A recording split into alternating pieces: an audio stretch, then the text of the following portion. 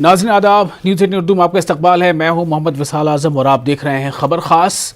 वो जो नायब वज़ीर आज़म साबिक थे वो भी बरी, वो जो HRD मिनिस्टर थे साबिक वो भी बरी, वो जो मरकज़ में मंत्री थी हैं वो भी बरी, और कई ऐसे नाम जिनका नाम बाबरी मस्जिद इन्हदाम केस में आया था और जिनके नाम पर मुकदमे चल रहे थे। तकरीबन 28 सालों के बाद अदालत ने फैसला सुनाया और अदालत ने क्या कहा? अदालत ने कहा कि बाबरी इन्हदाम के यानी बाबरी डिमोलिशन के जितने भी मुल्ज़मीन हैं सब बरी।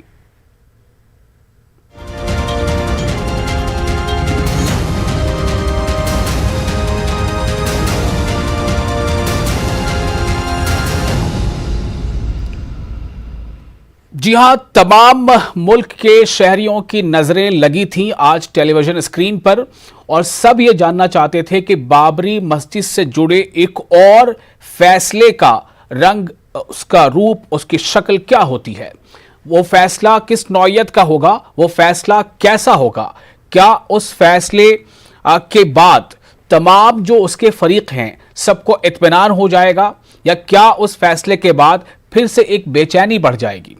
दरअसल CBI की खुसूसी अदालत ने लखनऊ में आज जो फैसला सुनाया, उस फैसले में अदालत ने साफ तौर से कहा कि जितने भी बड़े नाम हैं, लाल कृष्ण आडवाणी या मुरली मनोहर जोशी या विनय कटियार या कल्याण सिंह या उमा भारती, कई और दूसरे साधु संत और कई और ऐसे लोग जिनके नाम इस मुकदमे में शामिल थे, अदालत का यह कहना था कि ये तमाम के तमाम बरी करार दिए जाते हैं। अदालत ने अपने फैसले के रिमार्क में जो खास बातें अर्ज की वो ये हैं कि सबसे बड़ी बात उन्होंने अदालत ने ये कही है कि जो 6 दिसंबर 1992 को बाबरी मस्जिद का डिमोलिशन हुआ वो दरअसल अचानक हो जाने वाला एक वाकया है, वो कोई मंसूबाबंद कोई साजिश नहीं है। एक तो यह रिमार्क आया।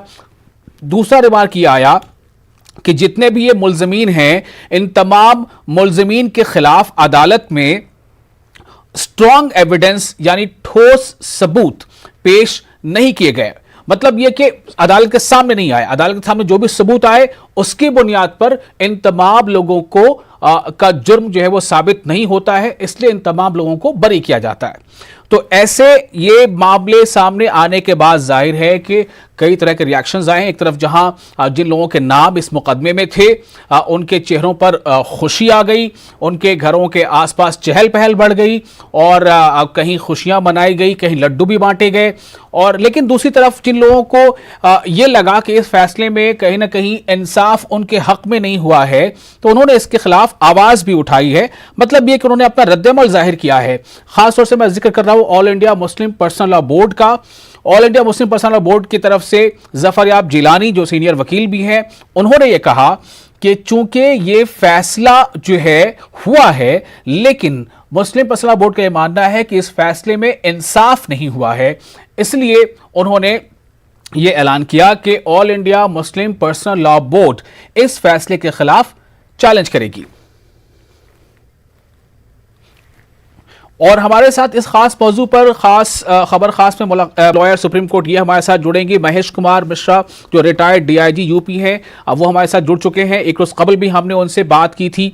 और तारिक कमर हमारे एसोसिएट एडिटर हैं, वो भी हमारे साथ जुड़ेंगे। इसके साथ ही सलीम इंजीनियर जमात इस्लामी हिंद से हैं, वो भी हमारे साथ फोन लाइन पे मौजूद हैं। सबसे पहले मैं सलीम इंजीनियर साहब आपके पास आऊँगा कि ये जो फैसला CBI की खुसूसी अदालत का आया है, उस फैसले पर क्या रद्द अमल है आपका और इस फैसले के आगे की राह आप कैसी देखते हैं? ये फैसला हमारे लिए बहुत अफसोसनाक है और मायूस कुन है।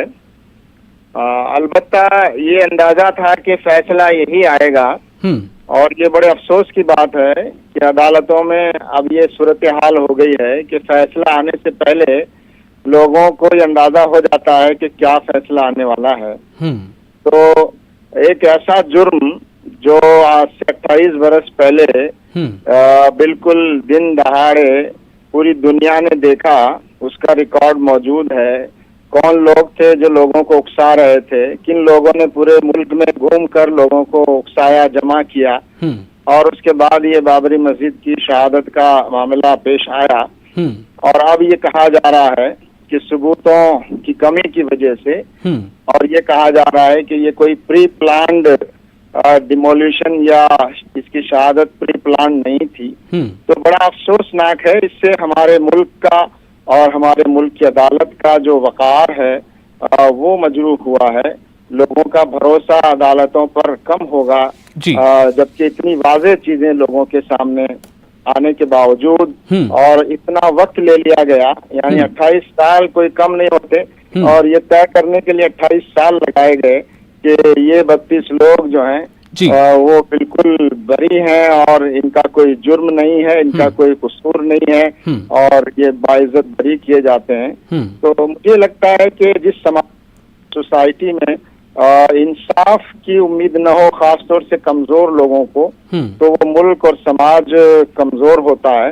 तो हमें उम्मीद है कि हमारी मौजूदा सरकार सीबीआई अदालत के इस फैसले को ऊंची अदालत में चैलेंज करे और ऊंची अदालत इस फैसले को सुने, और हमें उम्मीद है कि ऊपर की अदालत अगर तमाम चीजों का ख्याल रखे तो हमें उम्मीद है कि इंसाफ मिलेगा। तो ये फैसला जरूर है, मगर ये नाइंसाफी का फैसला है। ये सलीम इंजीनियर जमात इस्लामी हिंद से है, हमारे साथ इस वक्त मौजूद हैं फोन लाइन पर। उनका कहना है कि ये फैसला जरूर है, लेकिन ये इस फैसले से इंसाफ नहीं हुआ है। आप हमारे साथ बने रहे इंजीनियर साहब। और हमारे साथ महेश कुमार मिश्रा हैं, डीआईजी रिटायर्ड उत्तर प्रदेश। महेश कुमार जी, कल भी हम लोग इस पर बातचीत कर रहे थे जब फैसला आने वाला था, यानी कि हमने कल शाम में जो आपसे गुफ्तगू किया था दौरान प्राइम डिबेट प्रोग्राम के दौरान। तो क्या हम ऐसा तसव्वुर कर पा रहे थे कि इस नौयत का फैसला आने वाला है? अभी सलीम इंजीनियर साहब ने एक बड़ी अच्छी बात कही कि 28 साल लग गए ये कहने में, अदालत का ये फैसला आने में, कि जिन लोगों के खिलाफ ये मुकदमा दर्ज है कि इन लोगों ने साजिश की थी और ये बाबरी डिमोलिशन एक साजिश का नतीजा है, ये तमाम के तमाम लोग जो है वो बरी किए जाते हैं।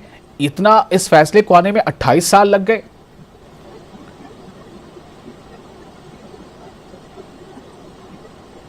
देखिए,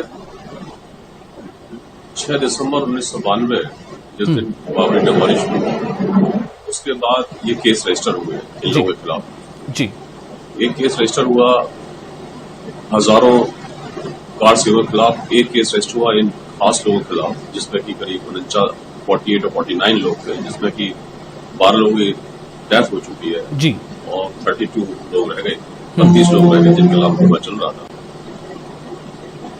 सीबीआई ने इन्वेस्टिगेट किया, सीबीआई ने सारी एविडेंस कलेक्ट की, सीबीआई ने जो ओरल एविडेंस होती है, जो गवाहों के बयान होते हैं, जो चश्मदीद साक्षी होते हैं जी, जो आई विटनेस अकाउंट होता है, उसको भी रिकॉर्ड किया, और उसके साथ डॉक्यूमेंट्री एविडेंस भी उन्होंने ली, डॉक्यूमेंट्री। और इनके तमाम विश्लेषण के बाद, एनालिसिस के बाद, क्योंकि कोर्ट के सामने वही चीज है जो तफ्तीश कुनिंदा है, जो तफ्तीश करता है, जो उनके सामने रख दे।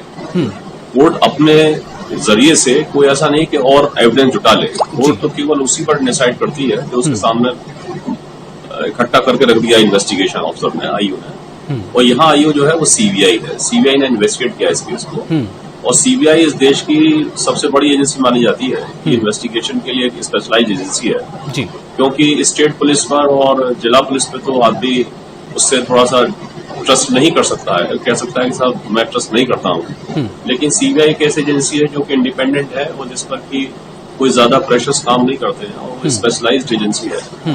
उस पर इन्वेस्टिगेशन दिया और उन्होंने सारे एविडेंस रिकॉर्ड करके जज के सामने रख दिया, और जज साहब ने आज उस पर फैसला सुनाया है जी।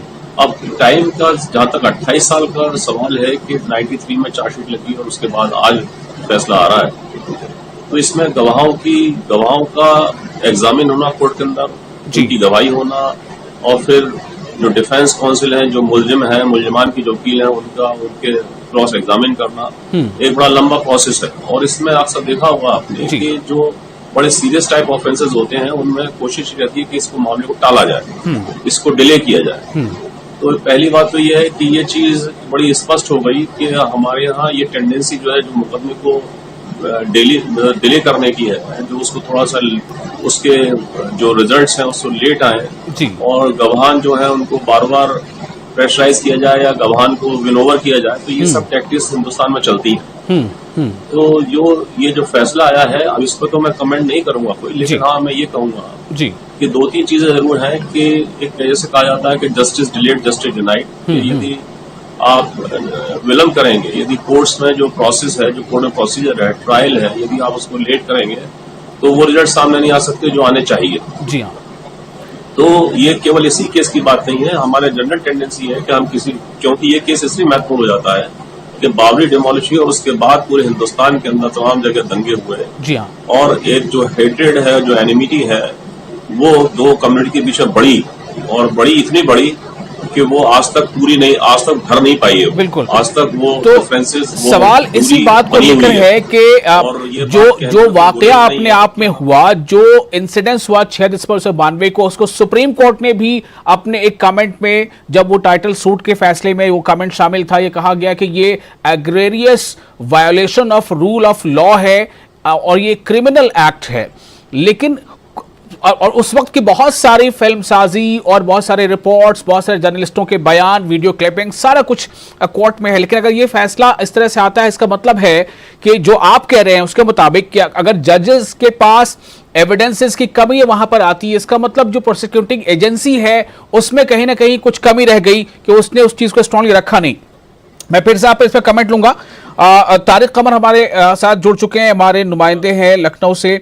तारिक, एक इंतजार के बाद ये फैसला आया जरूर, लेकिन इस फैसले के बाद कई ऐसी आवाजें बुलंद हो रही हैं, जैसे मुस्लिम पर्सनल बोर्ड ने सीधे तौर पर यह ऐलान कर दिया कि हम इस फैसले को चैलेंज करेंगे। तो जो मुस्लिम पर्सनल बोर्ड है या वो तमाम लोग तारिक जिन्होंने इस फैसले पर अदम इत्मीनान का इजहार किया है, उनका मौक़िफ़ दरअसल क्या है? क्यों उन्हें लगता है कि ये फैसला हुआ, इंसाफ नहीं हुआ?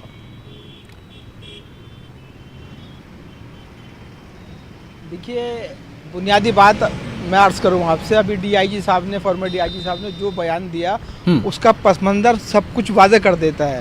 उन्होंने खुद कहा कि देखिए इस फैसले पर मैं कोई कमेंट नहीं करूंगा, लेकिन जस्टिस डिलेड जस्टिस डिनाइड, जब इंसाफ में ताख़ीर होगी तो बेइंसाफ़ी हो जाएगी। और देखिए मैं बता दूं आपको कि ये फैसला बिल्कुल उसी नौयत का है जिस नौयत का फैसला मस्जिद के ताल्लुक से आया था।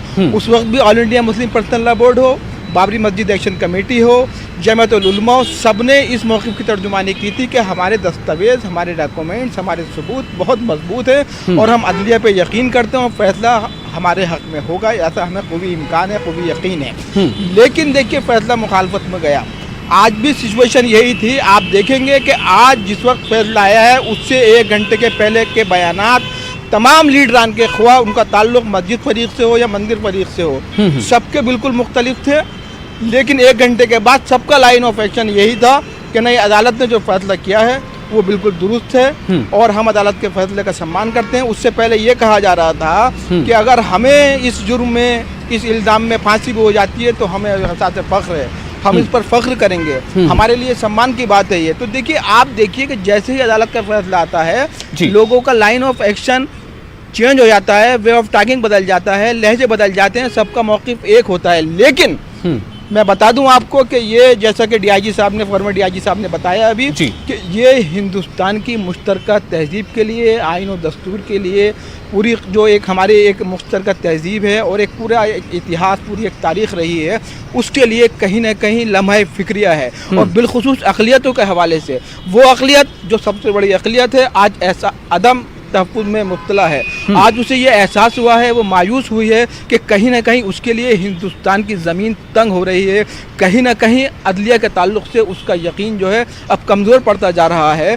वो उलमा इकराम जो बड़ी शिद्दत से बयानबाजी करते थे कि नहीं हम मर जाएंगे, मिट जाएंगे, लेकिन हम अदालत का फैसला मानेंगे, आज उनके बयानात कहीं ना कहीं हम देखते हैं कि बड़े मायूस कुन है। वो कह रहे हैं हमें ऐसी उम्मीद नहीं थी, हम सोचते थे कि शायद हमें इंसाफ मिलेगा। तो देखिए अब ये जो जुर्रत इजहार है इसके रुख तब्दील हो रहे हैं। मैं बता दूं आपको कि जो गुज़िश्ता का जो मामला पेश आया था उसमें लोग बहुत खौफज़दा थे, लेकिन आज जो आवाज़ें बुलंद हुई हैं उसमें शिद्दत ज़्यादा है। तो विशाल इस मंजरनामे को समझने की ज़रूरत है कि आखिरकार कहाँ पर कोताही हो रही है। अदालत के फैसले पर कोई तनकीद नहीं कर सकता है, कोई तबसरा नहीं कर सकता है। फैसले का एहतराम किया गया है, किया जाना चाहिए। ताहम जो समाजी मंजरनामा है, अगर उस मंजरनामे पर आप गौर करेंगे तो कहीं ना कहीं एहसास मायूसी होगा, कहीं ना कहीं ये एहसास भी परवान चढ़ेगा।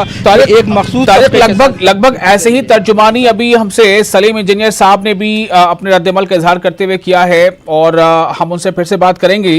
प्रज्ञा भूषण है हमारे साथ इस वक्त, सुप्रीम कोर्ट की लॉयर हैं। प्रज्ञा, आपका बहुत इस्तकबाल है न्यूज़ 18 उर्दू में। और सवाल सिर्फ ये है कि जब टाइटल सूट के फैसले में जब डिमोलिशन के बारे में सुप्रीम कोर्ट का ये कमेंट था कि ये जो है egregious violation of rule of law है और ये क्रिमिनल एक्ट है, और उस कमेंट का क्या मतलब निकाला जाए आखिर कि जब ये कोर्ट कहता है, अदालत ने अपने फैसले में ये कहा है कि ये तमाम के तमाम लोग बरी किए जाते हैं, किसी पर ये जुर्म साबित ही नहीं होता। तो सवाल लोग ये पूछ रहे हैं कि क्या आखिर 6 दिसंबर 1992 को कुछ हुआ ही नहीं, सब एक जादू था? ये सवाल उठा रहे हैं। इसके लिए आगे कानूनी कार्रवाई क्या है प्रज्ञा? देखिए, इसमें हमें एक चीज बहुत क्लियरली समझनी होगी कि जो ऑनरेबल सुप्रीम कोर्ट का कमेंट था वो उस इंसिडेंट को लेकर के था जो मस्जिद को तोड़ा गया, जो टूट गई, उस इंसिडेंट को लेकर के था। जबकि जो आज का वर्डिक्ट है, जो 32 लोगों को रिहा किया गया, वो उनको प्रॉपर एविडेंस ना होने की वजह से रिहा किया गया। तो देखिए, क्रिमिनल लॉ बहुत क्लियर है कि even if there is iota of doubt, अगर थोड़ा सा भी डाउट है तो आप उसमें सजा नहीं दे सकते हैं। चाहे 100 मुल्जिम छूट जाएं, लेकिन एक बेगुनाह को सजा नहीं होनी चाहिए, जो हमारे लॉ का बेसिस है। और इसी बेसिस के तहत अगर क्लियर कट उसमें एविडेंसेस नहीं मिल रहे हैं, क्लियर कट साबित नहीं हो पा रहा और थोड़ी सी भी शक की गुंजाइश रह जाती है, तो ऐसे केस में रिहा करना ही पड़ता है। ये हमारा रूल ऑफ लॉ है भारत का। एक कमेंट ये भी सुना जाता है, अक्सर आप लोग ये कहते हैं, कानून किताबों में होता है कि justice delayed is justice denied. एक तो ये बात है, दूसरा ये कि फैसला सिर्फ होना नहीं चाहिए, फैसला होता हुआ दिखना भी चाहिए। एक ऐसा वाकया जिसके नतीजे में पूरे मुल्क में लगभग बदअमनी फैल गई, कई लोगों की जानें चली गई, और उस वाकये के मामले में सिर्फ जज पूरी प्रोसीडिंग को ये तय करने में 28 साल लग गए कि ये लोग बेकसूर हैं, इनके खिलाफ जुर्म साबित नहीं होता। बिल्कुल, दिक्कत यहीं पे आती है कि जैसे ही जस्टिस डिलेड होना शुरू हो जाता है, डिनायल तो अपने आप ऑटोमेटिकली स्टार्ट हो जाता है। इस केस में भी कुछ 700 से ज्यादा गवाहों के नाम थे, 300 से ज्यादा लोगों की गवाहियां हुई। जो इसका सेकंड केस था उसमें कुछ 57 लोगों की गवाहियां हुई। इसमें जो अभियुक्त बनाए गए थे, जिनके खिलाफ केस किया गया था, उसमें से ज्यादातर लोग ऑलरेडी मर चुके हैं, डेथ हो चुकी है उन लोगों की जी। तो देखिए, जब तक आपका इमीडिएट ट्रायल नहीं होगा किसी भी केस में, तो केस जितना ज्यादा डिलेड हो जाएगा, उसे साबित करना उतना ही मुश्किल, क्या नामुमकिन सा हो जाता है। बिकॉज गवाहों की डेथ हो जाती है, लोगों की याददाश्त की एक सीमा है, जो उस वक्त आज से 28 साल पहले किसी ने अगर कुछ देखा था, तो इसमें जो एक कमेटी फॉर्म की गई थी जिसको 3 महीने में अपनी रिपोर्ट देनी थी, लेब्राहन कमेटी, उसको 17 साल लगे अपनी रिपोर्ट देने में। तो इन 17 सालों में कहां से कहां मुद्दे गए, लोगों ने उसमें कुछ और टेम्परिंग की या कुछ नई चीजें निकल के आई या उसमें कुछ और ऐड कर दिया गया, उसका तो कुछ मालूम ही नहीं है। तो ऐसे केसेस में अगर बहुत ज्यादा डिलेड होगा तो किसी भी पाले को जस्टिस मिलना नामुमकिन सा हो जाता है। इसी बात को दोहरा रहे हैं हमारे साथ सलीम इंजीनियर साहब हैं, जमात इस्लामी हिंद। इंजीनियर साहब, एक सवाल जो अभी हमारे नुमाइंदे तारिक कमर ने उठाया है और लगभग उसी की अक्कासी महेश कुमार जी भी कर रहे हैं, प्रज्ञा भूषण भी कर रही हैं कि जस्टिस डिलेड जस्टिस डिनाइड, जैसे ही वो डिले वाली टैक्टिस अपनाई जाने लगती है तो डिनायल का भी जो है वो रास्ता वहां से खुलने लगता है। मेरा सवाल ये है कि जो अभी तारिक कमर कह रहे थे कि अदालत के फैसलों में इंसाफ झलकना और दिखना भी चाहिए, जाहिर सी बात है कि एक फरीक को यह लग रहा है कि उन्हें इंसाफ मिला, वो खुश भी हैं, लड्डू भी बट रहे हैं, लेकिन एक फरीक इससे मायूस है। क्या यहां से आगे ये ऐसा लग रहा है कि कानून की बालादस्ती जो है उसका जो एक अपना वकार था वो थोड़ा मजरूह हुआ है और यहां से आगे तस्वीर क्या बन रही है? हाँ, बिल्कुल। ये असल में मसला सिर्फ इतना सा नहीं है कि एक इबादत गाह ढहाई गई और खुलेआम ढहाई गई और उसके लिए पूरे मुल्क में माहौल बनाया गया, लाखों लोगों को जमा किया गया और फिर पूरे नारे लगाए गए और सब कुछ मौजूद है लोगों के सामने और फिर इस नतीजे पर पहुंचने में 28 साल लगाना कि ये लोग बेकसूर हैं जी। तो खुद ये इस बात का सबूत है। 28 साल इस मुकदमे को टाला जाना और इस मुकदमे में की कार्रवाई को 28 साल लगना इस बात की अलामत है कि ये फैसला जो आया है ये इंसाफ पर मबनी नहीं है। गिलेड जो जस्टिस गिलेड और जस्टिस डिनाइड की बात है जी। तो और इसकी एक खास बात मैंने पहले भी अर्ज की कि इसके बारे में ये पहले से अंदाजा हो गया लोगों को कि इसके अलावा और कोई फैसला आ ही नहीं सकता जी। तकरीबन लोग भविष्यवाणी कर रहे थे और पूरी के अब ये लोग सब बरी कर दिए जाएंगे और हम यही कह रहे थे कि काश हम गलत साबित हों इस मर्तबा। यहाँ मसला इस मुल्क के और मुल्क के समाज में और मुल्क में इसके वकार का मसला है, मुल्क की मजबूती का मसला है हाँ। और मुल्क की तस्वीर का मसला है। पूरी दुनिया आज देख रही है जी। उस वक्त भी 6 दिसंबर 1992 को भी पूरी दुनिया ने देखा जी। तो ये एक मौका था कि हम अपने मुल्क के और अपने समाज के और अपनी अदलिया के वकार को मजबूत कर सकते थे, बढ़ा सकते थे लेकिन शायद ये एक मौका और हमने खो दिया है। मैं आप तमाम लोगों को रोकना चाहूंगा यहाँ पर और कुछ खास लोगों के बयानात हमारे पास हैं। आडवाणी जी ने क्या कहा फैसले के बाद, मुरली मनोहर जोशी ने क्या कहा, ओवैसी ने क्या कहा, जरा सुनते हैं इनको, अहम शख्सियत जी। स्पेशल कोर्ट का आज का जो निर्णय हुआ है वह अत्यंत महत्वपूर्ण है और हम सब के लिए बहुत खुशी का प्रसंग है और वो निर्णय इस बात को सिद्ध करता है कि 6 दिसंबर को अयोध्या में हुई घटनाओं के लिए कोई षड्यंत्र या किसी प्रकार का ऐसा आयोजन नहीं था, वो अचानक हुआ। देखिए, हर कोई आज एक दिली तकलीफ और दर्द को महसूस करेगा जो भारत के संविधान और भारत के डाइवर्सिटी, भाईचारगी, प्लुरलिज्म पर जिस किसी को आज भी अटूट भरोसा है और यकीन है। आज का ये फैसला सीबीआई कोर्ट का भारत की अदालत की तारीख का एक काला दिन है।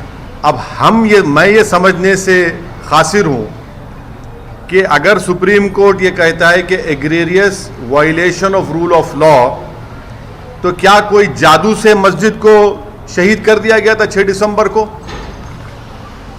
क्या कोई जादू से वहां पर 28 और 29 दिसंबर की रात 49 में मूर्तियां रखी गई थी?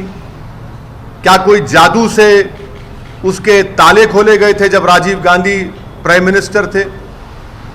इसीलिए मैं ये कहता हूं कि सुप्रीम कोर्ट ने जो बात कही उसके बरखिलाफ आज ये जजमेंट आया है। एविडेंस के भी खिलाफ है और लॉ के भी खिलाफ है, लिहाजा इसमें जो फाइंडिंग दी गई है वो एरोनियस हैं, तो उसके खिलाफ हाई कोर्ट में रेमेडी है, हाई कोर्ट में इसको चैलेंज किया जाएगा। फक्र है इस बात पर कि हमने बाबरी मस्जिद को शहीद किया है। ऐसे लोगों को भी छोड़ देना एक बहुत ही मायूस कुन बात है और ये इससे एतमाद जो है वो मुतज़लज़ल होगा अदलिया पर से, कोर्ट पर से, और इसके ताल्लुक से सिर्फ यही कहना काफ़ी होगा कि वही कातिल, वही शाहिद, वही मुंसिफ ठहरे, मेरे अक़रबा करें मौत का दावा किस पर। फैसला है, न्याय नहीं है, इंसाफ नहीं हो रहा है, फैसले हो रहे हैं, इंसाफ नहीं हो रहा है। सबको मालूम है, पूरी दुनिया जानती है, इन फैसलों से पूरी दुनिया में हमारे मुल्क की कमज़ोरी जाहिर हो रही है और हमारे मुल्क की बदनामी हो रही है कि हमारे देश में किस तरह के फैसले हो रहे हैं। तो ये चंद रद्द अमल थे जो हमने सुना है। मैं अब फाइनल कमेंट के लिए आप तमाम लोगों के पास आऊंगा। महेश कुमार जी, एक फाइनल कमेंट आपसे ये लेना है कि जो कुछ हुआ, अभी मुस्लिम पर्सनल बोर्ड ने ये कहा है कि वो फर्दर इसको चैलेंज करेंगे और जो लोग इसमें कुछ डिससेटिस्फैक्शन इस फैसले पर जाहिर कर रहे हैं, एक कमेंट आपका फाइनल ये चाहिए कि आपके ख्याल से अब यहाँ से आगे टोटलिटी में जो हमारी सोसाइटी है उसका रद्द अमल कैसा हो?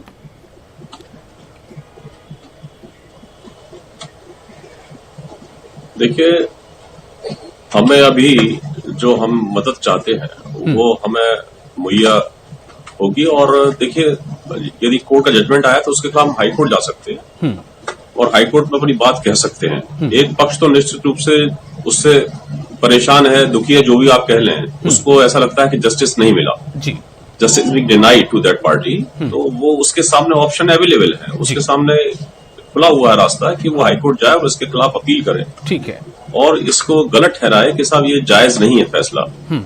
एक तो ये है। दूसरी बात ये है कि कोशिश ये होनी चाहिए कि अब कोशिश ये होनी चाहिए कि जो मैं आपसे बार बार कह रहा हूं कि जो उस इंसिडेंट से जो डिफरेंसेस, जो हेट्रेड, जो एनिमिटी पैदा हुई 6 दिसंबर 1992 के इंसिडेंट से, कोशिश अब हमारी कोशिश होनी चाहिए कि किसी तरह से कोई दोबारा ऐसा इंसिडेंट ना हो, दोबारा कोई ऐसा मूवमेंट ना चले और कोशिश हो कि वो जो डिफरेंसेस थे वो कम हो।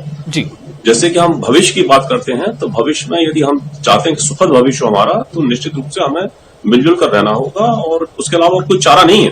उसके अलावा कोई चारा नहीं। बहुत शुक्रिया आपका। अब मैं फाइनल कमेंट के लिए प्रज्ञा भूषण आपके पास भी आ रहा हूं। एक सवाल आपसे मुझे ये चाहिए कि 28 साल लग गए प्रोसीडिंग्स में, अब अगर हाईकोर्ट में चैलेंज करता भी एक फरीक ये कह रहा है तो फिर से वक्त लगेगा, फिर से वक्त दरकार होंगे, फिर से तमाम चीजें, कितनी चीजों का इसमें इन्वॉल्वमेंट फिर से होगा, फिर कितना समय लग सकता है, इसमें कितना वक्त लग सकता है? देखिए, सबसे बड़ी बात है वक्त लगना एक तरफ है, लेकिन जो एविडेंसेस की इवैल्यूएशन है वो ट्रायल कोर्ट में ही होती है जी।